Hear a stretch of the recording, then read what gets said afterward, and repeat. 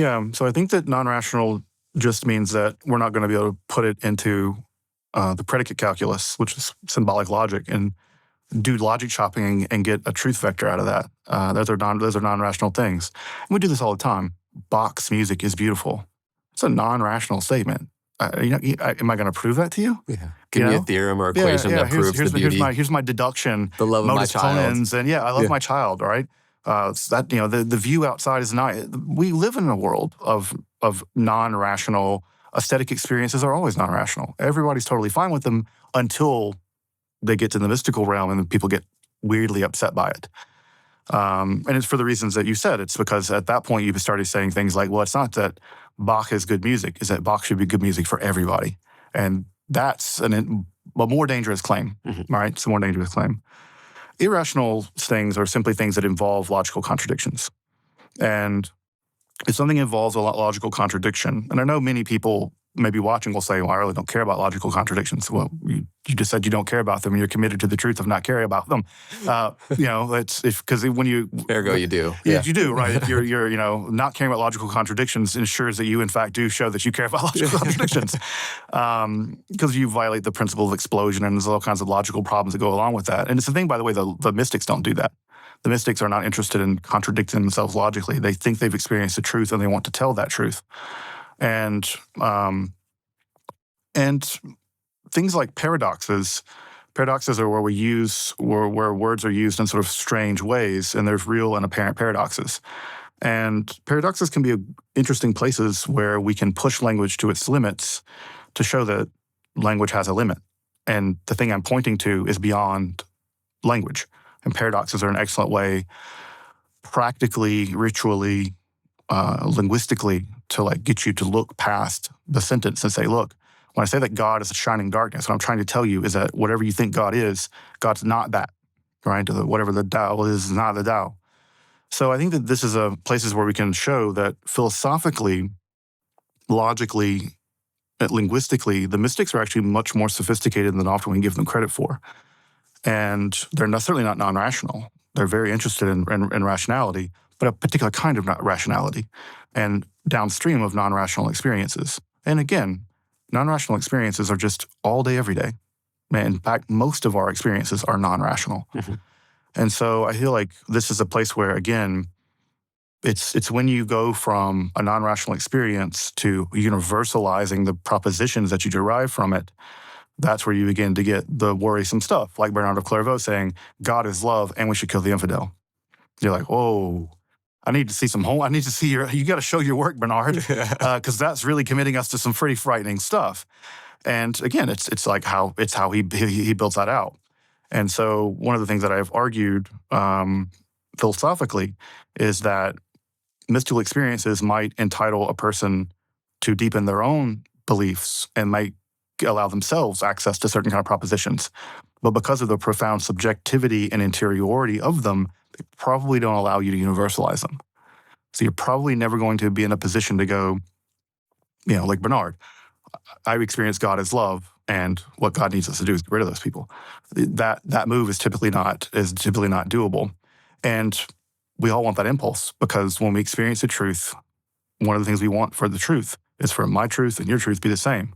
And if I think that your experience of God is wrong and mine's right, there's a natural impulse for me to put you on my page. And I think that, again, if anyone's ever had a mystical experience, you really think you're right because it's transformed your life.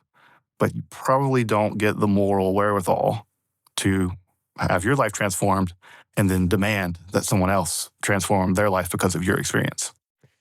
It's fascinating, the moral judgments and claims that individuals with transpersonal experiences can create or that we can put on top of them, right? It's almost like we think that a mystical experience will absolve somebody of their priors and the culture in which they were born into and the personality structure that is happening within or coinciding with.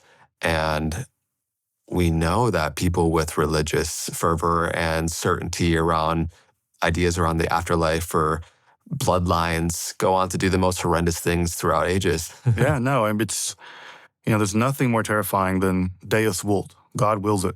when you speak for God and you've had the experience of God and God has spoken to you, and now you are marching out into the world to do the work of God, you have this sort of eschatological impunity. It's a theological suspension of morality. Now it's whatever God wills is moral, and I am the instrument of God. It's not really me. It's God working through me. And at that point, you've abdicated any personal responsibility. And we see it happen over and over again in history. It's happening right now, right?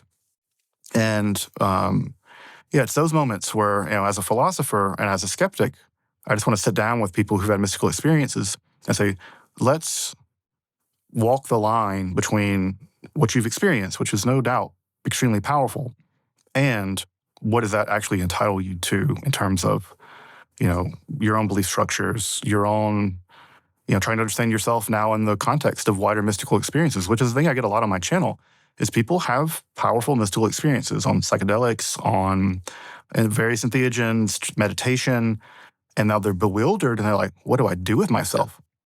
I can't go back to living my life the way that I would. So what do I do now? And I'm like, well, one of the things that you can do is you can see how other people have dealt with this. And some have dealt with it better than others, morally better than others, I think. So that's an important part of, of what I want to be doing is giving people access to the accessibility and to the history to show what you've experienced is profound. I'm not going to say it's common, but other people have happened. And there are better and worse ways of navigating your life in the aftermath of those mystical experiences. Because what I wouldn't want someone to do is to collapse into nihilism and say, oh, my subjectivity is only just me, and therefore it has no universal bearing whatsoever. But nor do I want someone to go full tilt, crusader, and it's sort of, now it's like mystical imperialism. Yeah. I think I think both of those are dangerous impulses. Yeah. My friend Peter has this great saying, there's none so self-righteous as the newly converted. Mm-hmm. And you see this throughout ages, and to be careful what you wish for. I've been in a lot of circles where people are like with fervor going after mystical experiences. And we see that divine revelation can quickly become distorted from the person perceiving their experience, because there's the way our ego works is so slippery. Mm-hmm. I see something or I saw something becomes I'm the one who saw the thing.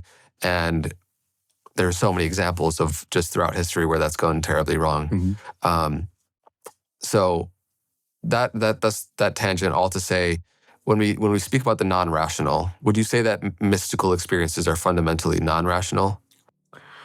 Yeah, speaking in all ways and every is going to make you a liar. I think that if I were a betting man, I would say they're probably non-rational, but right, the ineffable side is the non-rational side, and yet what flow from them are rational, propositional, noetic content. Right, so it's sort of both and this is where I think that, again, this is maybe a corrective that I've offered to some people. It's like, when you think the noetic quality is entitling you to mystical imperialism, remember the ineffable part. Yeah. That you aren't the best judge of it, because what you experienced, even by your own admission, is beyond your understanding.